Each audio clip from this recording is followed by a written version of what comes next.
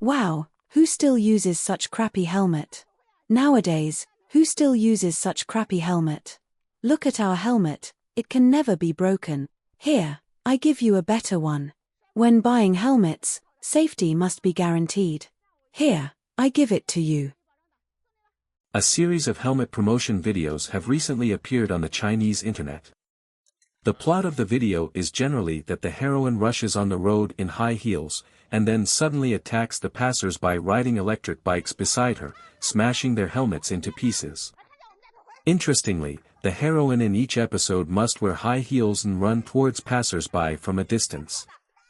Sometimes she jumps in place in high heels, and sometimes she stamps her feet a few times, which makes people have to marvel at the good quality of these high heels. I even suspect that she is actually selling high heels. In addition, when she smashes the helmets of passers-by, she is very aggressive, but when smashing her own helmets, she obviously doesn't use much force. Sometimes she just presses the helmet on the ground, which looks like acting. In today's digital era, the rise of video platforms like Kuaishou and Douyin, TikTok's Chinese version, in China has not only transformed the entertainment landscape but also sparked a trend of live streaming. However, behind this trend lurks chaos in the world of Chinese online streaming, particularly affecting the younger generation. Increasingly, young Chinese are venturing into the live streaming industry, with their skills seemingly limited to entertaining big brothers, generous viewers, for generous tips. In the short term, these youths may easily earn millions, which appears to be an effortless and glamorous shortcut compared to the hard grind of traditional industries. Yet, this pursuit of short-term gains might ruin their futures. Many young streamers are addicted to this rapid profit-making method, staying up late to stream and suffering from exhausted days, disrupted sleep schedules, and deteriorating health. More concerningly, they are exposed too early to the allure of money and fame, losing sight of long-term life plans and aspirations. Furthermore, as competition intensifies in China's live streaming sector, some streamers resort to crossing moral boundaries and disseminating vulgar content to attract viewers. This chaos not only tarnishes social values but also significantly impacts young people's values and worldview. Young Chinese who earn large sums at a young age may find it challenging to earn steady money later in life. When faced with declining income and damaged reputations, where will their futures lead? In addition, there's a noticeable trend in China where more and more individuals are venturing into the live streaming industry, dreaming of achieving overnight wealth. With the widespread adoption and development of the internet, this phenomenon has become commonplace, especially in the last 2 years, where the live streaming industry has witnessed explosive growth. This trend reflects a shift in societal dynamics. Faced with challenges in the offline economy and the difficulty of earning money, live streaming appears to offer a relatively easy and efficient way to profit. With just a smartphone and a few months of hard work, one's life can potentially be transformed. However, this seemingly idyllic change hides a deeper societal malaise. As Chinese people immerse themselves in the virtual online world, taking on various roles driven by money, some clear-minded Chinese also ask, is this really the life we want? If this vicious cycle continues, what impact will it have on our next generation? Will they also indulge in this illusionary world, abandoning the pursuit and exploration of real life? What's more concerning is that this trend is gradually eroding China's traditional culture and values. The notions of achieving prosperity through hard work and changing one's destiny through learning seem to have lost their relevance in this era. A farmer's hard labor for a year may not even equate to the earnings from a single live streaming session of an internet celebrity. A PhD graduate who has diligently studied for over a decade may earn less annually than an internet sensation who never finished primary school.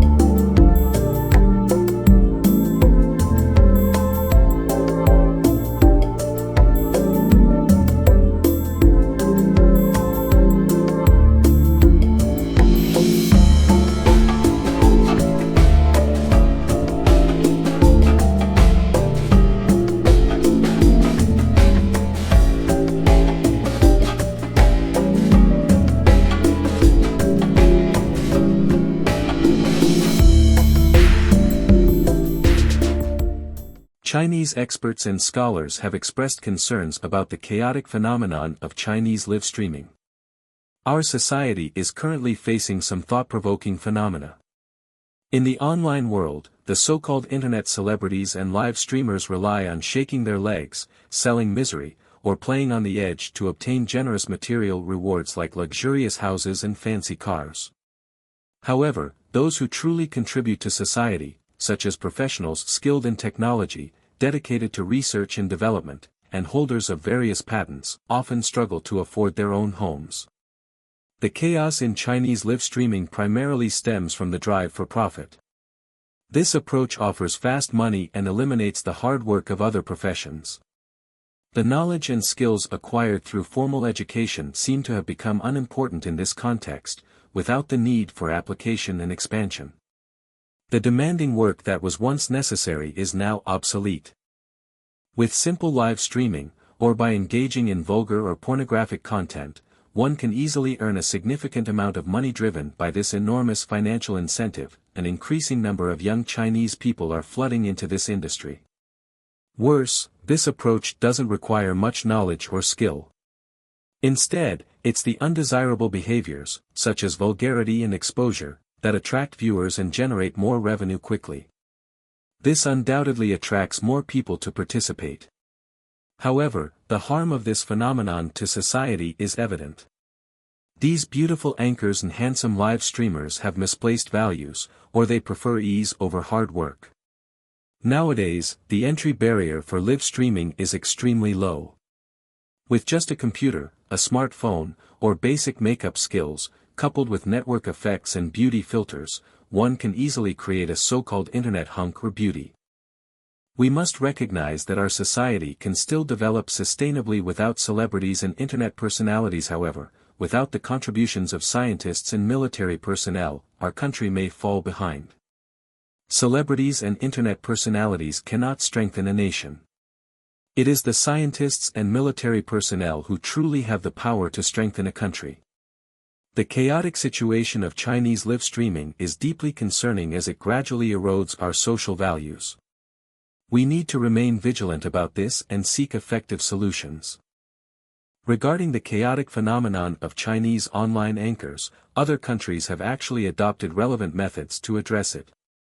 Taking Indonesia as an example, they have begun to ban e-commerce entirely this year and imposed strict supervision, which has had a profound impact on the entire e-commerce industry. Indonesia's new e-commerce regulations mainly include 3 points. Firstly, only products with a price exceeding $100 can be sold through live streaming, which means that most lower-priced goods will not be able to be sold through live streaming, causing a great impact on live e-commerce. Secondly, implementing a reporting system to enter the market, raising the market access threshold. Thirdly, requiring only locally produced goods to be sold through live streaming, protecting local industries. These measures taken by Indonesia have profound considerations behind them. Firstly, they are trying to protect the real economy and avoid the formation of a de facto monopoly due to the excessive concentration of e-commerce. The phenomenon of the domination of the e-commerce industry by a few top players has also caused great controversy in China. For example, a top Chinese anchor like Li Jiaqi can achieve astonishing sales of tens of billions a year, which squeezes the living space of the real economy to some extent. Secondly, Indonesia believes that live streaming sales can easily exaggerate propaganda and mislead consumers. In China, we can often see various exaggerated propaganda techniques in live streaming rooms, which not only harms the interests of consumers but also undermines the fair competition environment of the market. Finally, poor product quality and the displacement of good money by bad money are also important manifestations of the chaos in live streaming sales. In pursuit of low prices, some anchors and merchants are willing to sacrifice product quality, leading to the flooding of inferior products in the market. Regarding the regulation of the chaotic online anchoring industry in China, although relevant departments have taken a series of measures, I still hold some skepticism about it. Firstly, the online anchoring industry involves intricate interest chains, making it quite difficult to regulate.